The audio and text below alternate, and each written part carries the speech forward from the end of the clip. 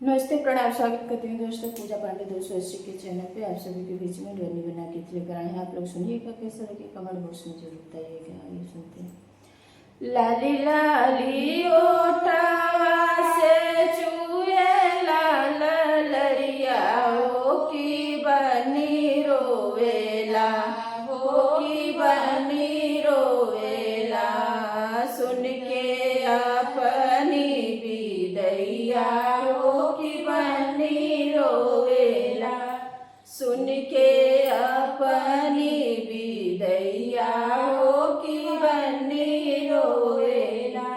लागी लागी बतिया जीनी कहूँ मोरी सासू हो की मम्मी रोवेला, हो की मम्मी रोवेला, हमरे पापा के महलिया में हो मम्मी रोवेला, हमरे पापा के महलिया में हो मम्मी रोवेला।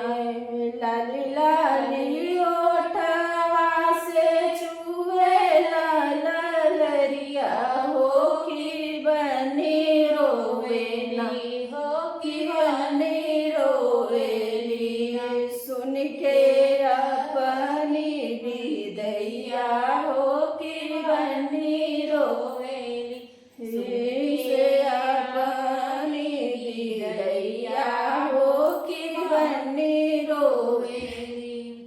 लागी लागी बतिया जीनी करू मोरी जठनी हो की भाचाची रोवेली, हो की चाची रोवेली, हमरे चाचा के महलिया में हो चाची रोवेली, हमरे चाचा के महलिया में हो चाची रोवेली।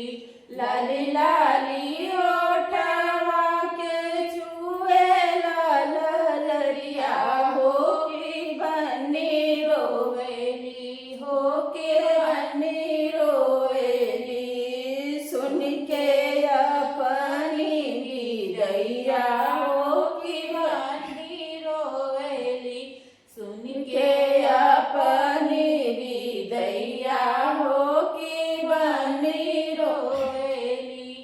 लाली लागी लागी बतिया जीनी बोलो मोरी ननदी हो की मोर भाभी रोवैना, हो मोर भाभी रोवैना, हमारे भैया के महलिया में हो भाभी रोवैली, हमरे भैया के महलिया में हो भाभी रोवैली।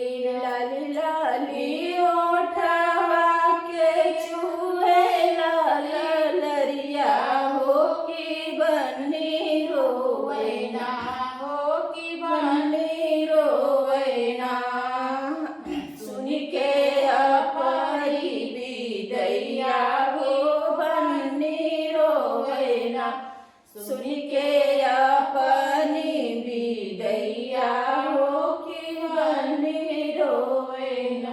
बहुत बहुत धन्यवाद। आप लोग सुनिएगा। बनने गीत कैसा लगा कमेंट बॉक्स में जरूर बताइएगा।